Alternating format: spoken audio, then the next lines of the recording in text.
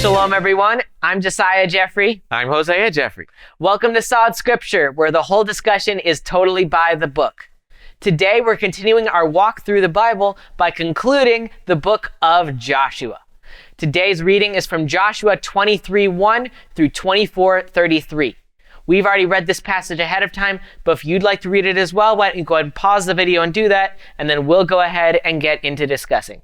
In this portion, Joshua assembles the people of Israel as he reaches the end of his life, calling them to commit wholeheartedly to the one God of Israel, and warning them of the consequences if they stray from his word or mix with the people of Canaan or their gods.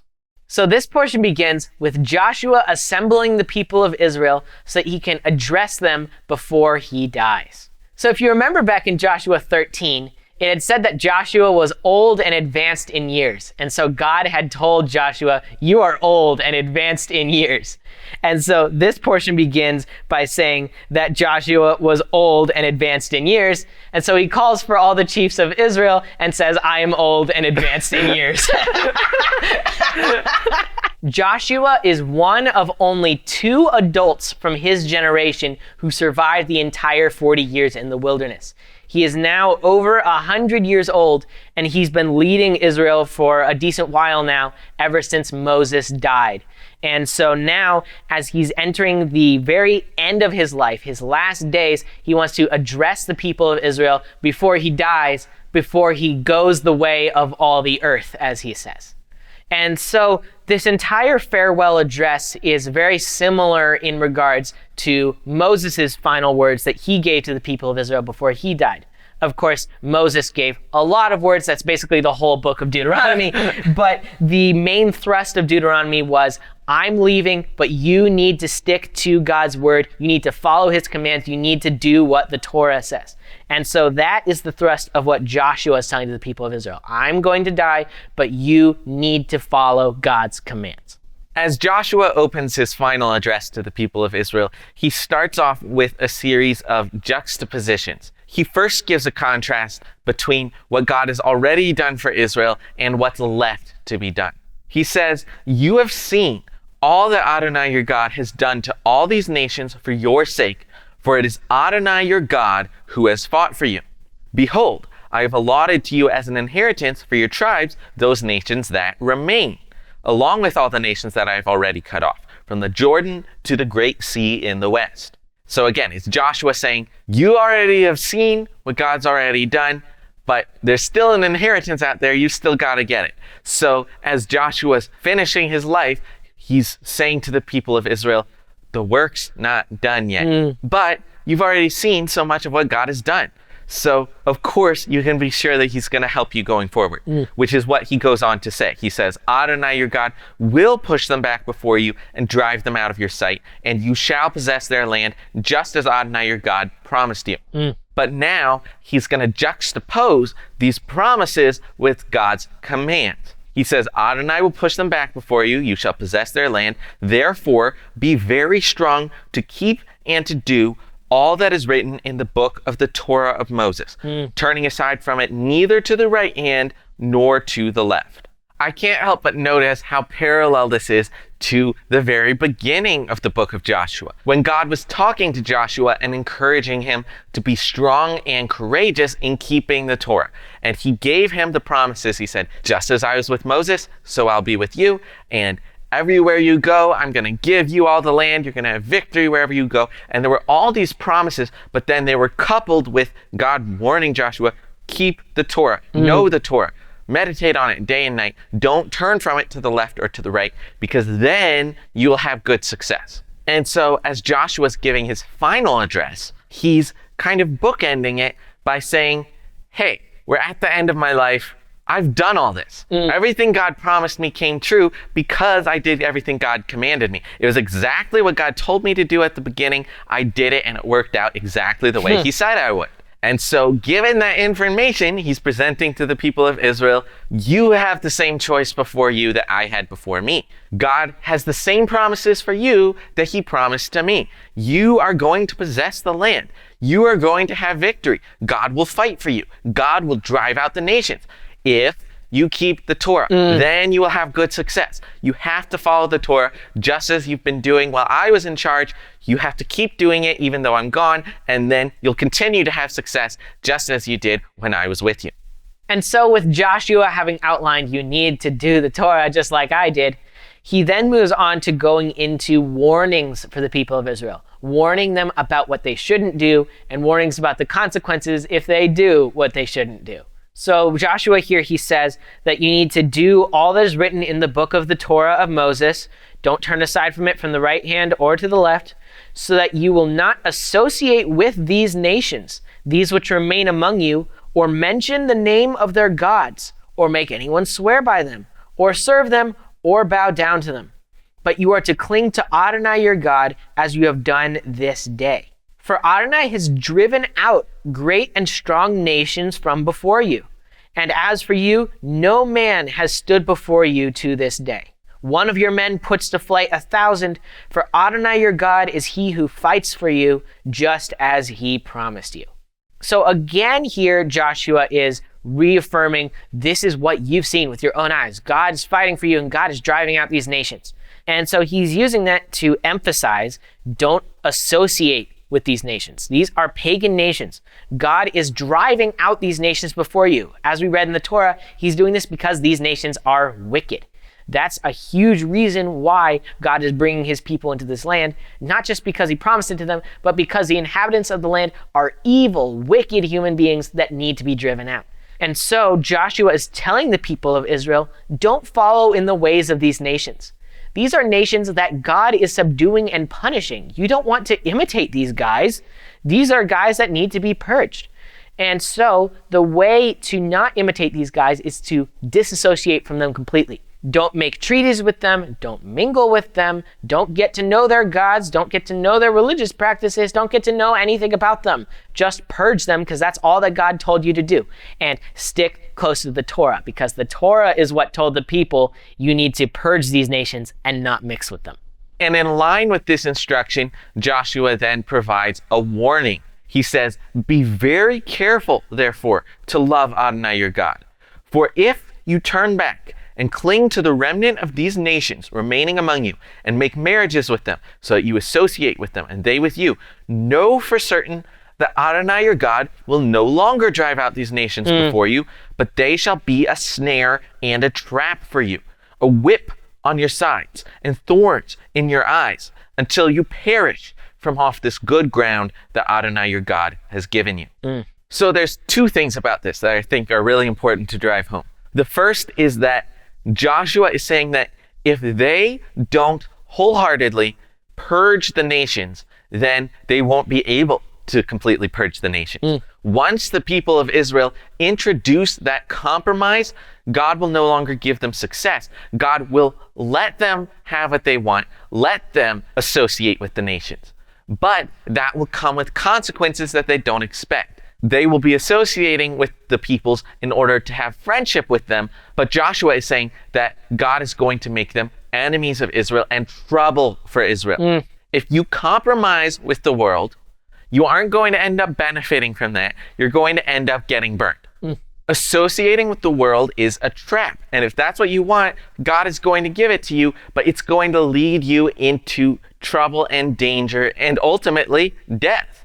And then the other thing is that when Joshua gives this warning, he couples it with the exhortation, be very careful, therefore, to love Adonai your God. So Joshua is basically giving a dichotomy here. He's saying there are two options: mix with the nations and serve their gods, or love Adonai. You can't do both. And one is the antidote to the other.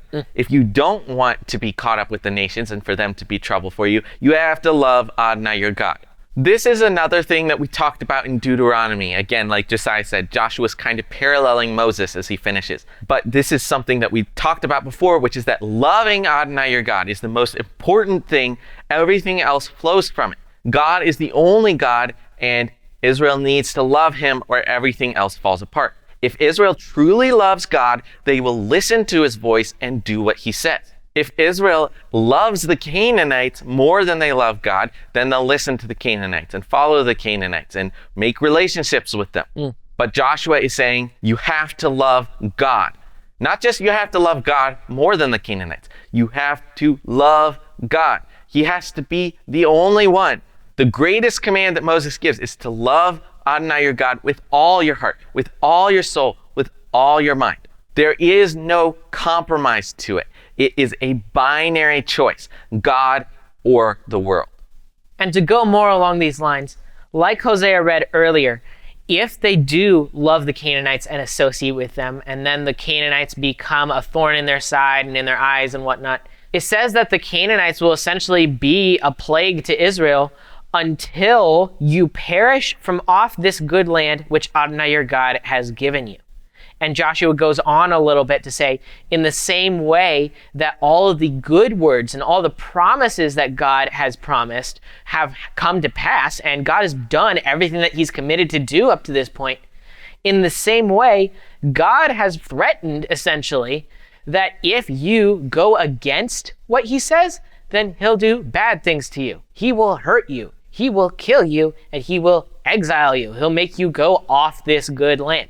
And so Joshua is saying, if you want the good stuff, follow him. If you want the bad stuff, don't follow him, because that's what God already said. So all of God's good promises are obtained by walking in his ways, by having faith and then putting that faith into action.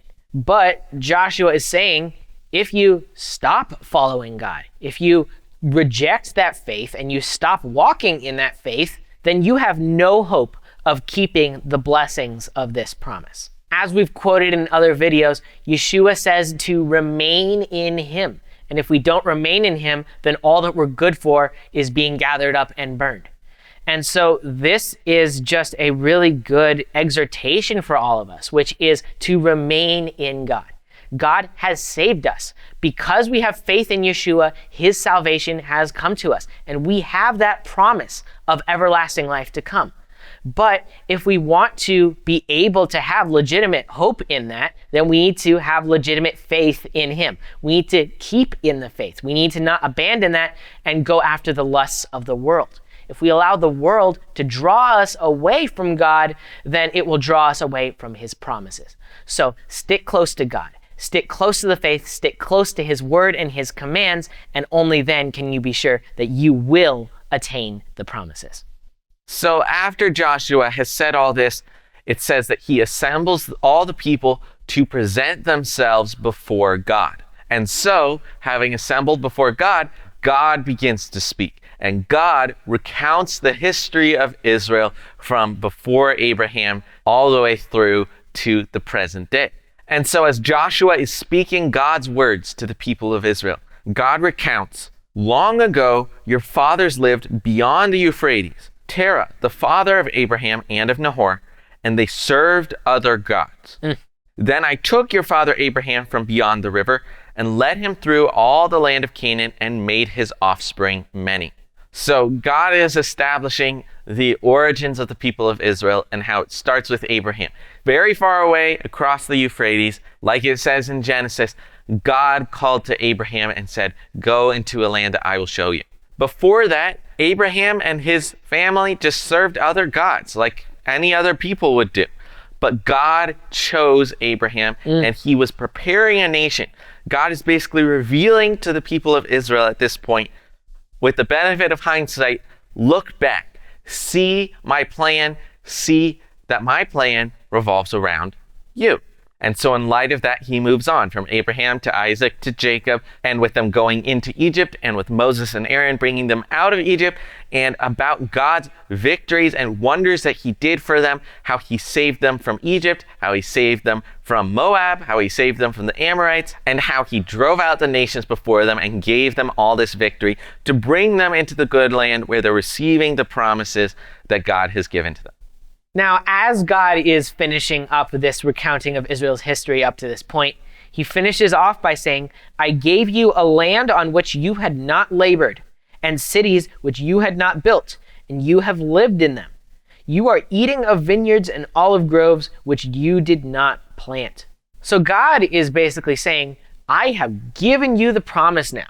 And you're getting all this stuff even though you didn't really do a lot of work for it. Like, you didn't build these cities. Yeah, I worked these victories through you, but now you have this land and all these cities and all this cattle and all this livestock and all this food and all this everything. You didn't do anything to get that. I just plopped it in your lap and said, there you go, Israel, enjoy. And this is coming with a warning because God's about to go into warning them, don't follow foreign gods. And this language here is actually very similar to something that Moses said in the Torah. So this is from back in Deuteronomy. It's actually right after the Shema and Ve'ahavta, where Moses says to Israel that Adonai is our God, Adonai is one, and you need to love Adonai your God with all your heart, with all your soul, with all your strength. And after that it says, then it shall come about, when Adonai your God brings you into the land which he swore to your fathers, Abraham, Isaac, and Jacob, to give you, great and splendid cities which you did not build, and houses full of all good things which you did not fill, and hewn cisterns which you did not dig, vineyards and olive trees which you did not plant, and you eat and are satisfied, then watch yourself, that you do not forget Adonai, who brought you from the land of Egypt, out of the house of slavery. You shall fear only Adonai your God, and you shall worship him and swear by his name. So this is what God is calling back to by recounting all of Israel's history. He's saying, look, you now have all these blessings. Don't forget me. This is your history. You've seen the most powerful stuff that I've done up to this point even. And this is all the fulfillment of my promise to your forefathers. This is not something that you earned for yourself. This is something that I did for you, and don't you forget it. Sometimes it's easier to remember God in hard times than it is in good times. It's harder to trust God in hard times than in good times, but it's easier to forget God in good times than in bad times. Because in bad times, you're like, I need a way out. I need to find some way out. I guess I'll look to the heavens and ask God. But in easy times, in good times, it's easy to look around at all that you have and take it for granted and basically say, I don't need anything. And if you don't need anything, then what do you need God for? So this is why God is telling the people of Israel here, now, today, remember your history. Because God is all throughout that history. We need to remember what God has done in order to receive what God will do for us in the future. Because if we don't remember what God has done, then we won't remember that he's here with us today. And if we aren't following him today, then we can't get to his promises. And the other reason that God is going through all of Israel's history is to remind them of all of the foreign gods that they've encountered throughout their history, and basically to contrast himself with all of the other gods and tell Israel to make a choice between me or the other gods. Basically, God says to the people of Israel, look, your forefathers over on the other side of the Euphrates before I called Abraham, they served foreign gods. And when you were in Egypt, they were serving foreign gods. And when you came to the land of the Amorites, they were serving foreign gods. And when you entered the land of Canaan, they were serving foreign gods. But what's the one God who has been with you all the way? What's the one God who has done everything for you? What's the one God who has actually shown his power and not that he's just a hunk of wood? The God of Israel is the only God. And so now, with all of this evidence of history, God is saying to the people of Israel, it's time to make a choice. You need to choose me or these other gods. You can't have both. In fact, what Joshua says to the people of Israel is, put away the gods which your fathers served beyond the river Euphrates and in Egypt, and serve Adonai. So this is indicating that they might even still have some of their idols left. They might still have them even, and Joshua is telling them to get rid of them. You can't serve two gods. You can't serve two masters. You have to pick Adonai or the ways of the nations. And basically what Joshua says here at the end is, if you don't want to serve Adonai, then go pick some other gods. Do it. See what happens. But then he says the very famous quote, but as for me and my house, we will serve Adonai. So yes, there is this choice that Israel has before them. They've entered the land and now they have the choice what God they're going to serve. But Joshua is saying, I'm sticking to my God, the God who gave this land to me and who has fulfilled all these promises to me and to my people. This is my God, and me and my house, we're going to serve God no matter what you say.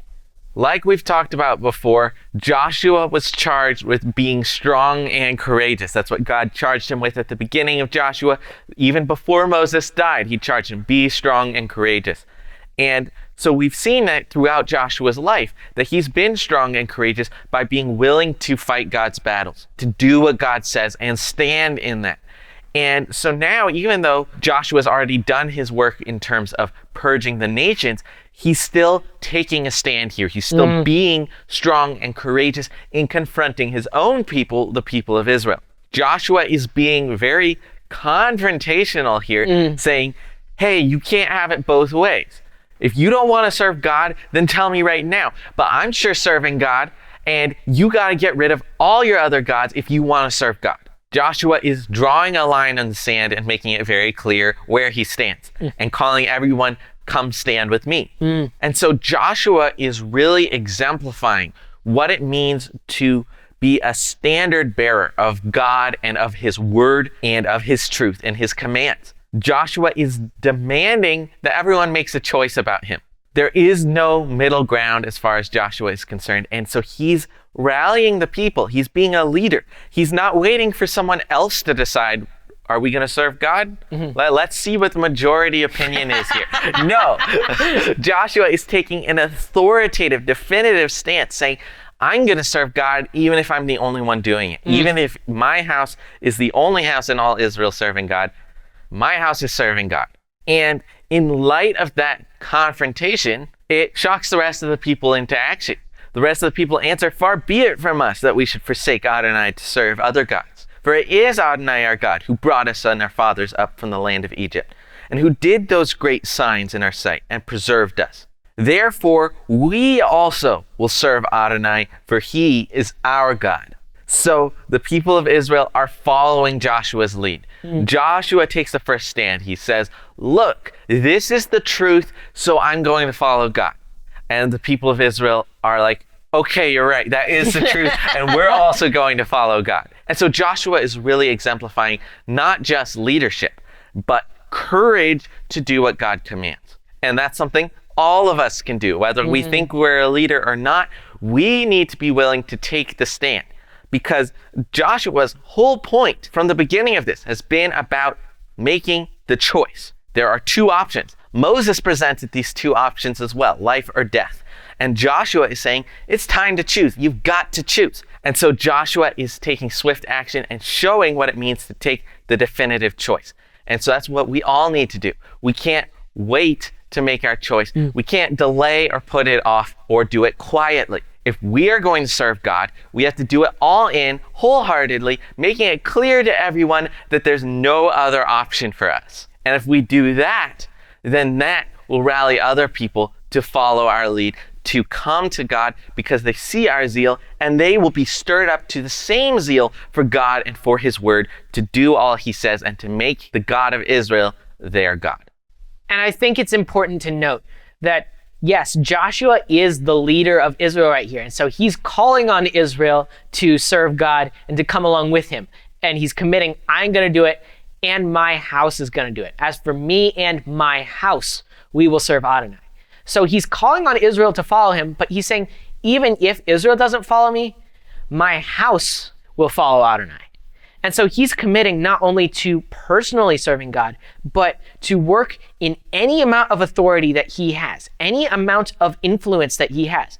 As a father, as a leader of his house, he is going to make sure, he's going to make absolutely certain that his house will follow Adonai. And so this is a really good verse for fathers specifically. If you're a father and you have children, it is your job, as Moses said, to repeat the commands to your children day and night, when you walk by the way, when you rise down. Joshua is saying, I am going to do this for my family. And so for fathers, it is important for fathers to be present and to lead their houses, to lead their families in the ways of God. And say, no matter what the other families are doing, no matter what other kids are doing, no matter what other parents are doing, I lead my house and I say we follow God. And so you bring your children along with you and you lead your house to follow God no matter what anyone else is doing. And I also wanted to bring in a verse from Revelation, specifically talking about the concept of making a choice. Don't just waffle between the two options. You can't serve God and the foreign gods. You need to make a choice. I'm reminded of what Yeshua says in Revelation to the called forth community in Laodicea, where he says, I have known your actions, that you are neither cold nor hot. I wish you were either cold or hot. So because you are lukewarm and neither hot nor cold, I am about to vomit you out of my mouth. So Yeshua is saying, pick one. Be hot or cold, but just pick one. If you are going to be waffling back and forth and being lukewarm, I hate that and I detest that and I'm going to vomit you. Yeshua is very emphatic with this. He hates this. And so in the same way for all of us, if we are going to follow Yeshua, we need to pick and we need to be all in. Yeshua says that if we aren't willing to give up everything that we have, we are not able to be his disciple. And when people would say, hey, Yeshua, I want to follow you, but I got to go do this first, he would say, no, go do that, but don't follow me. That's tough. That's harsh. But that's what God expects of us, is follow him all the way or don't follow him at all. Because if we pretend we're partially following him, we're not really following him at all, and we should give up any pretense of it.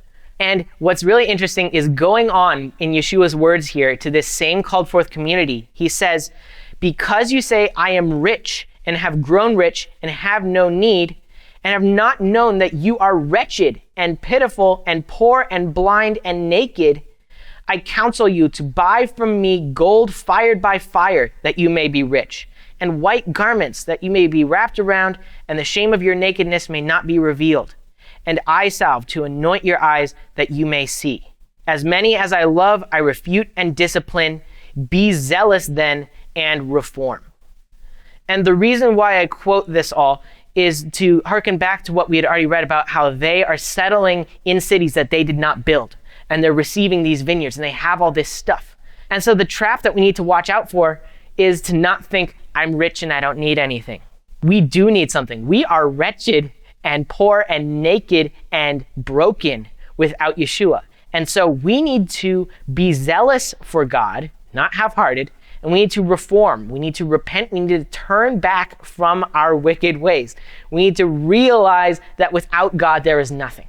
And so we need to come to God and ask him, please provide for me. Anything that I have is stuff that you've given me. And anything that I have is not enough without you. So turn to God, be zealous for him, don't be lukewarm, and choose to follow Adonai. So even though Joshua has given these very harsh warnings and made a very stark call to action, the people of Israel are still like, okay, yeah, sure, we'll serve God. Even though Joshua's like, you better be very wholehearted about this. But Joshua then proceeds to take it even further by practically discouraging the people from following God. Even though the people of Israel have just said, yes, we will serve God, which is like what they're supposed to do, right? Joshua then seems to indicate that they don't really get the stakes. And so in order to really drill it into their head, he says to them, you are not able to serve Adonai, for he is a holy God. He is a jealous God. He will not forgive your transgressions or your sins. If you forsake Adonai and serve foreign gods, then he will turn and do you harm and consume you after having done you good. So this is an extremely bold and layered statement. So we're going to really unpack this. Throughout the life of Moses and throughout the life of Joshua, it's been over and over again, you need to serve Adonai, you need to serve Adonai, you need to do what Adonai says, you need to serve Adonai. And now Joshua is saying at the end of all of that, after he's gotten them to say, yeah, we're going to serve Adonai, he says, you're not able.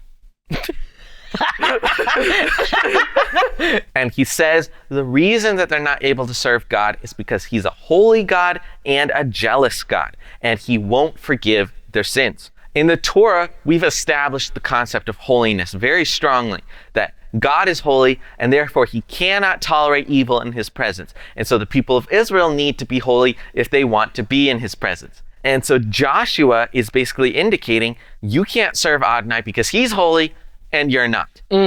He's not going to tolerate your sin. He can't. He's holy and jealous. You can't be serving God in his presence while you're also sinning and serving other gods. And so because of your sin, because even though you've said, we're going to serve God, I know you're not going to, therefore you're not able to serve God. You're going to end up being punished by him because you can't hold to the levels of holiness that he demands of you if you serve him.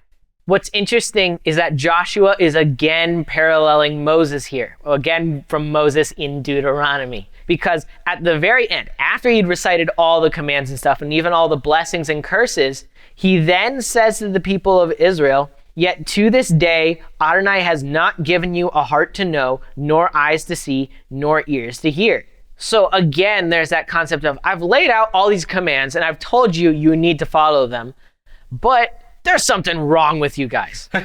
And that's just the way it is. God has not given you a heart to know or eyes to see so that you'll actually do this. It's very similar to what Joshua says. Like, you need to choose to follow God, but you aren't going to be able to. It's this crazy juxtaposition. And it just shows that there's more to this than just a head knowledge decision. We're going to follow God now. Something needs to change drastically inside these people in order for there to be any meaningful change, in order for there to be any lasting change where they're actually following God. This ancient problem of the people of Israel, that they need to follow Torah, but they are not able, is a concept that Paul himself talks about in the book of Romans. What Israel searches after, this it did not obtain. But the chosen did obtain it, and the remaining were hardened. As it has been written, God gave to them a ruach, a spirit of deep sleep, eyes not to see and ears not to hear, to this very day. Israel, pursuing a Torah of righteousness, did not arrive at Torah. Why? Because it was pursued not by faith, but as by actions. For they stumbled at the stone of stumbling, as it has been written, look, I place in Sion, in Zion, a stone of stumbling and a rock of offense, and he who is believing thereon will not be ashamed. So Paul is expounding here on the problem with the people of Israel, but also hinting at the solution. The problem with the people of Israel is that they're hardened. They want to follow God. They've said, yes, we will serve God. They said it to Moses right before they went to follow a golden calf. And now they're saying it to Joshua, and Joshua's like, no, you're not. I know better at this point. You can't, because they're too hardened. They're stubborn and rebellious in their ways of serving other gods, of going astray. Even though they have the Torah, none of them is doing the Torah. They want to do the Torah. They understand in their heads what Joshua is saying, that if they do what God says, it will go well with them. They've already seen it. And if they don't do what God says, it will go bad with them. They've already seen that too. And yet they can't stop choosing the bad because they're trying to make everything right by their own actions, even though their hearts are hard. And because they keep relying on their own strength, trying to please God and do what he says on their own strength, they keep stumbling.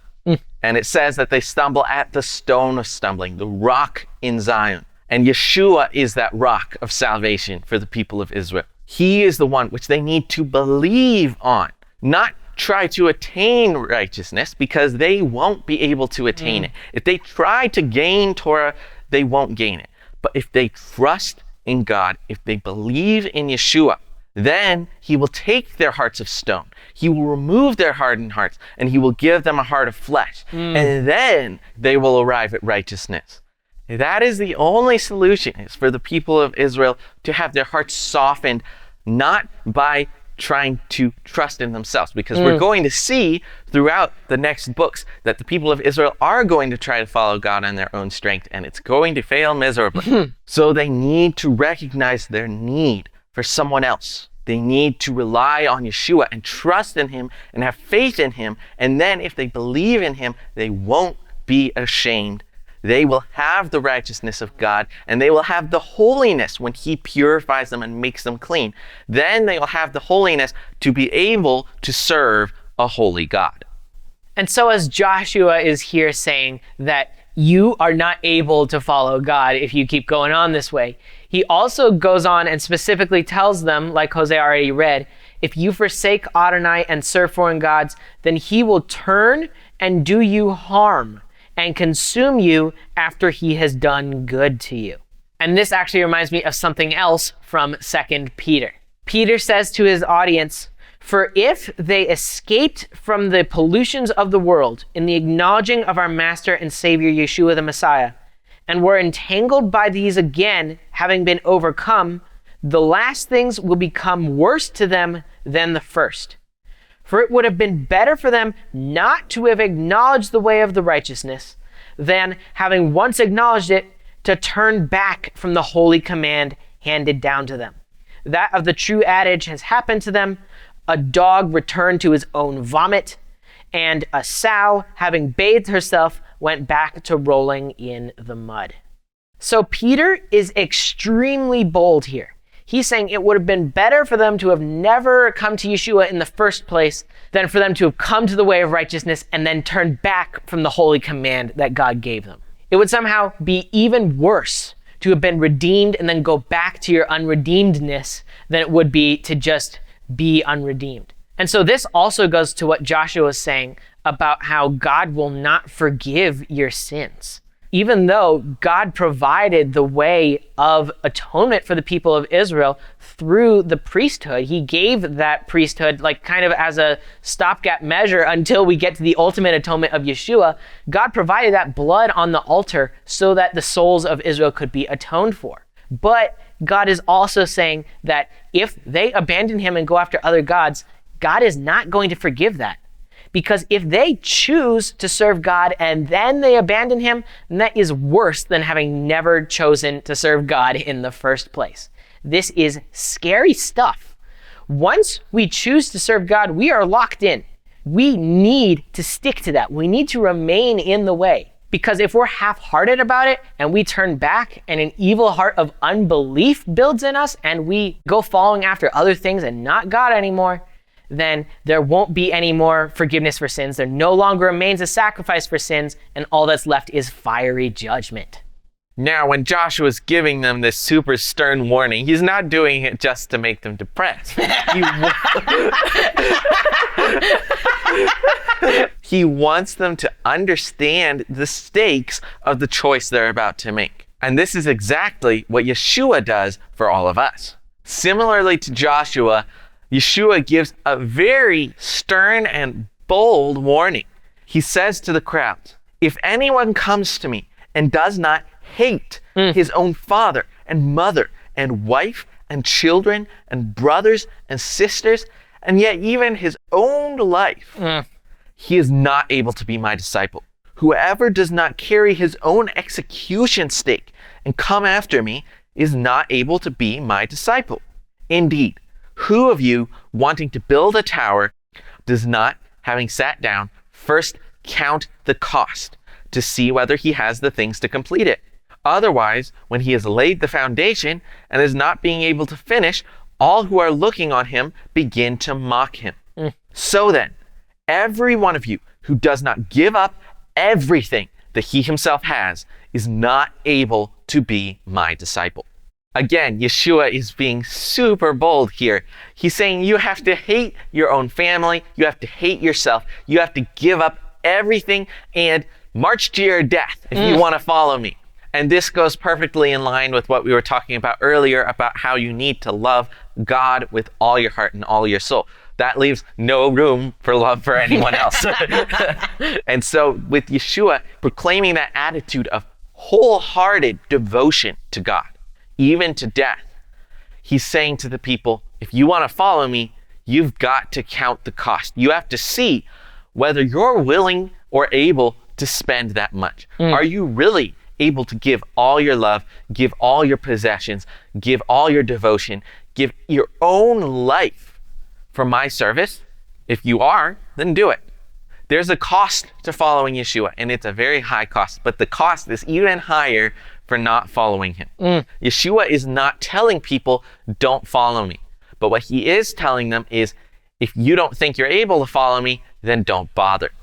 And this sounds extremely harsh, but he's doing it to shake people into action and understanding so that they understand what they're getting into before they get into it. He doesn't want anyone coming to him with false expectations. He doesn't want anyone coming to him expecting blessings and not willing to put in their lives. And this is exactly the same kind of call to action that Joshua is making. He doesn't want the people of Israel to serve God because he's been good to them up to this point, not realizing what they're promising to God in the process, that they're promising everything. And so it comes across as discouragement, like he's saying, don't even bother coming to me.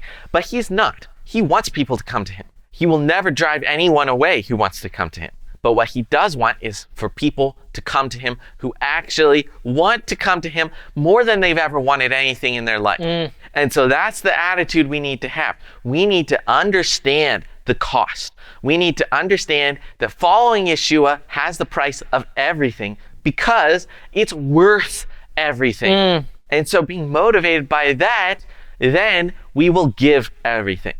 So that's the attitude we need to have. We need to love God, love Messiah, love him and his word more than anything, with no room for anything else to compete with it. And with that love, to follow him all the way, pay the full price, because we know what we're getting into and we're willing. And we're willing because we know that even though we're giving everything, we're going to get a whole lot more.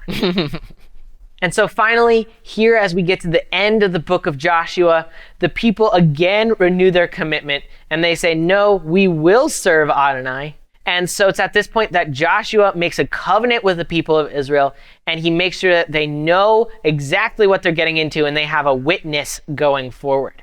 It says that Joshua says, you are witnesses against yourselves that you have chosen for yourselves Adonai to serve him. And they said, we are witnesses. So basically Joshua says, you know exactly what you signed up for.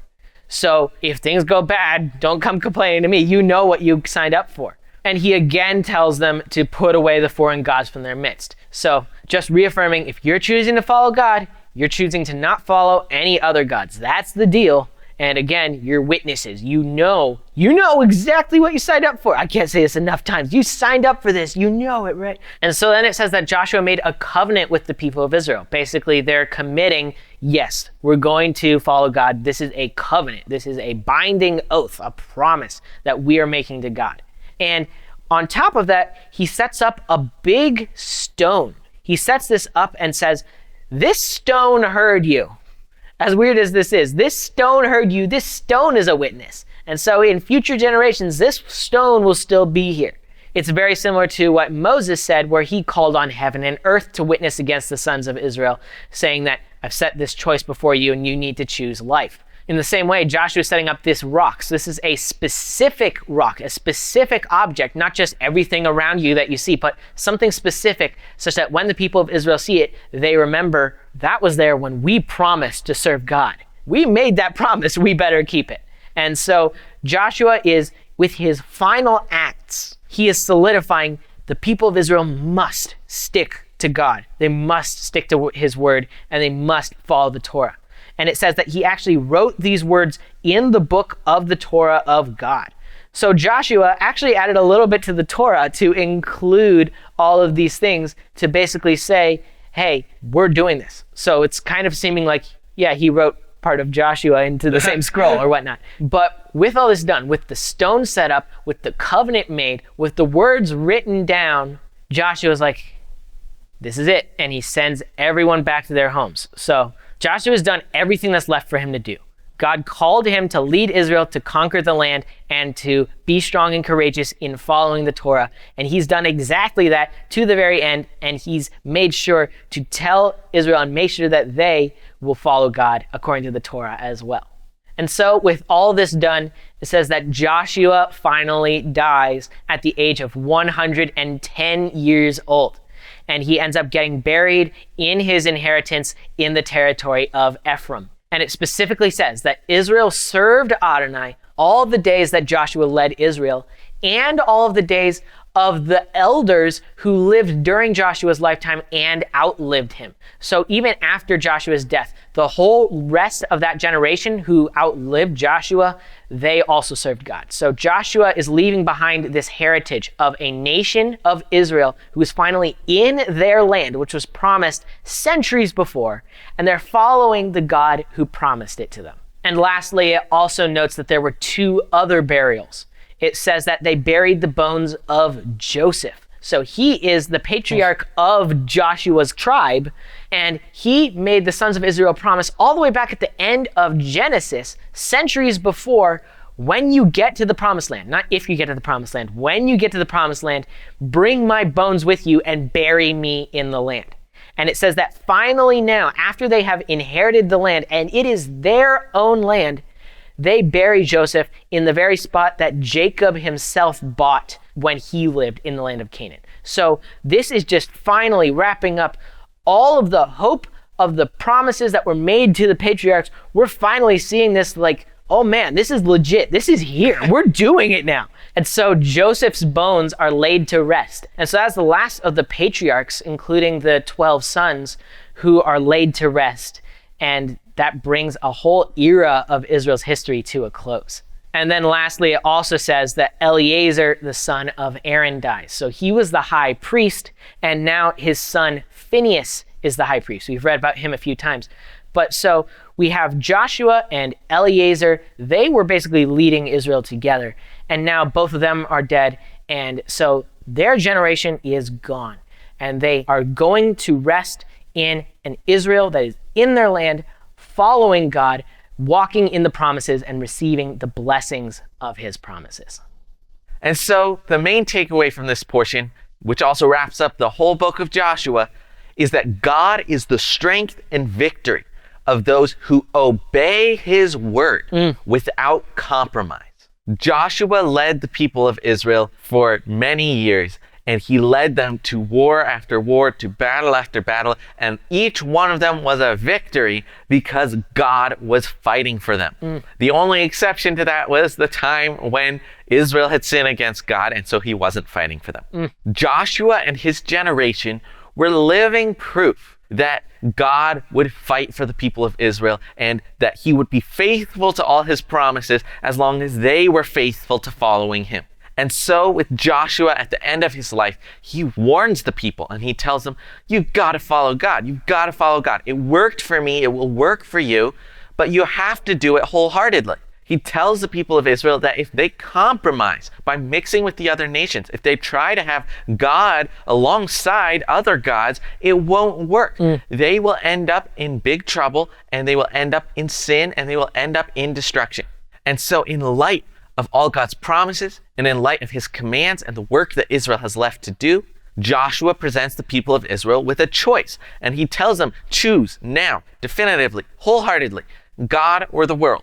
And he makes sure that they understand the cost and the way that they achieve it. They can't achieve it just by saying yes because they want to receive the blessings.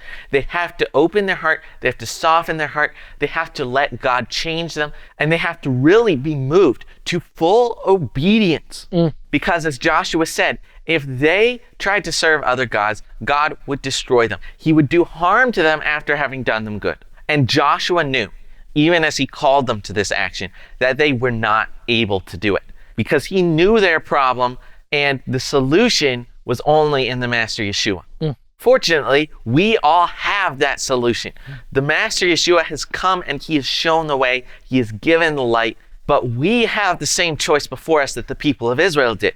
What are we going to choose? Are we going to choose God, or are we going to say that it's bad in our sight to serve God and choose to follow other gods? We can go the ways we've been going. We can go the ways of the world. We can follow new things. We can follow old things. We can do whatever we want. That's one choice.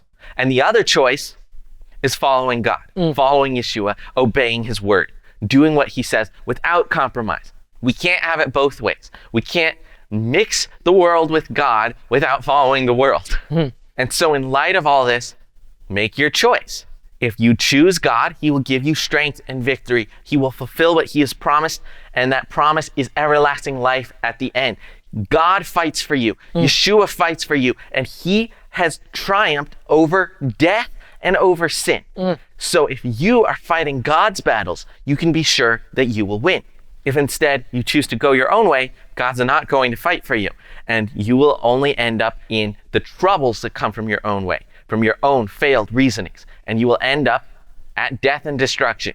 So with these options, having considered the cost, the only right option is to give up everything in order to follow Yeshua, in order to give your life to him, and give him your heart so that he can replace that heart of stone with a heart of flesh and make you new so that you will be able to serve Adonai your God. And you will be able to obey his word without compromise. Because then, when Yeshua lives in you and you're not living your own life, then he will fight for you and you will have victory in everything that you set out to do in accordance with his word, and you will receive the promises that he has promised to you. And the greatest promise of all is the promise of new life and everlasting rest in his everlasting promised land.